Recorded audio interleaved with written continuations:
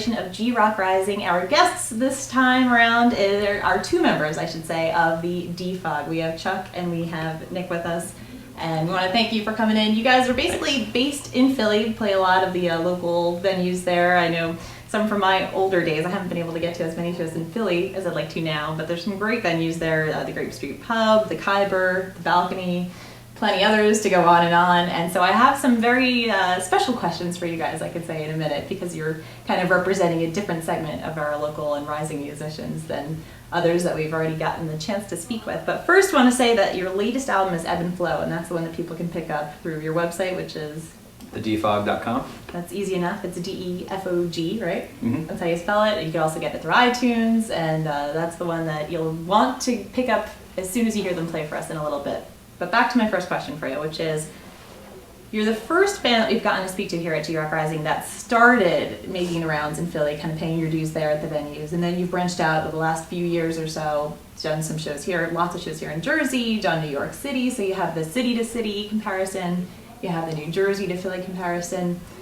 I guess, what are your biggest, what's the most striking differences when you talk about being a local or a rising musician in Philly and the scene there, the local music scene there, as opposed to either New York City or just the suburbs of New Jersey? What really stands out about Philly, good and bad? Well, I'd say that, I guess, first of all, the regulars that we get, meaning like our friends and whatnot, they're pretty loyal. Obviously, they're our friends. They wouldn't be coming if they weren't. But we do get, I guess, Klingons, if you want to call it that. They, people that we meet through these shows, and they start coming to our shows because they, had a friend that, brought another friend out. So it's a lot of word of mouth, but I guess that kind of works anywhere. But the one thing about Philly that we've noticed is that it's a little rough some nights. Some nights it's not very easy, and there's an obvious difference between Philadelphia and New York, and even places at the shore we've played where we've had a much more friendly response after a show. You can elaborate a little bit more on this. Oh, yeah. You got any stories?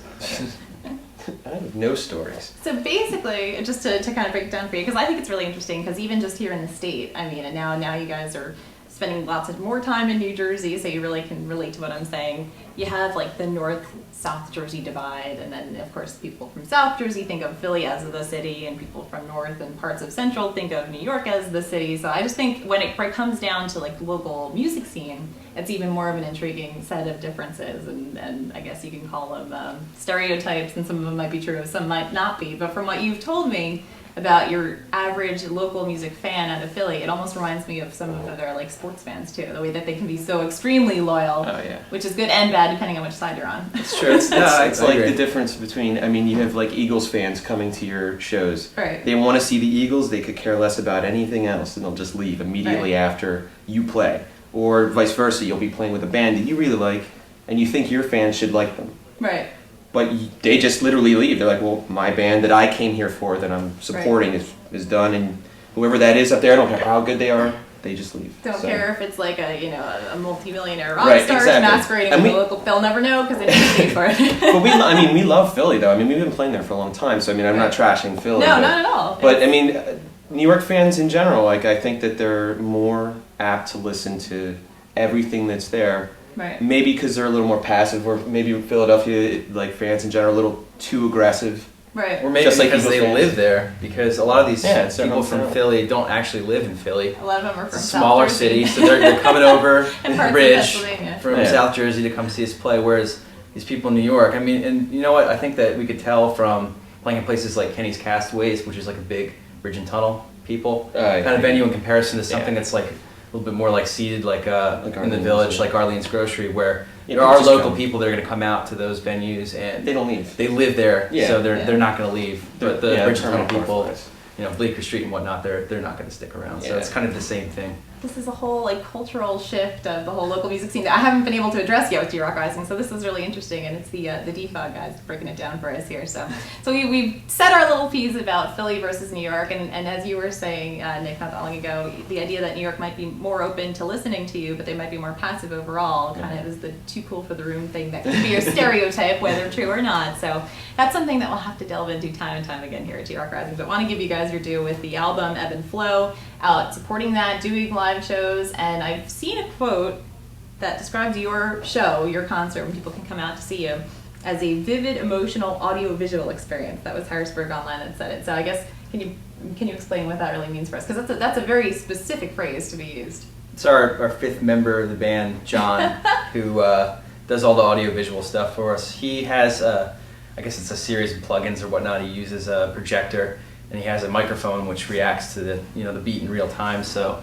he's changing stuff and matching it up per song. He does a really good job. Yeah. He'll Amazing study job. our set, and we'll send it to him Yeah, for practice, and then he'll go through it all and find like exact visual things to line up what He we're won't doing. do, So. he won't do a show unless he's like, I need the exact songs sent. Yeah, over never- email. he'll never Yeah, do I mean, a he won't do spur-of-the-moment anything kind of without like doing his homework behind it, which is really cool. And then what we end up doing, which is really bad, is while we're playing, we'll actually be kind of watching the screen, and we're like, hey man, this is really cool. Like, and we're like, oh, we have to play tonight. We you know, actually it's have like, to do the songs for you guys. You can't just watch the show. Yeah, with you. yeah, Yeah, but it's- I'm definitely guilty of turning it around. yeah, and just Kinda get staring at lost it for a and couple like, minutes. oops, but Yeah.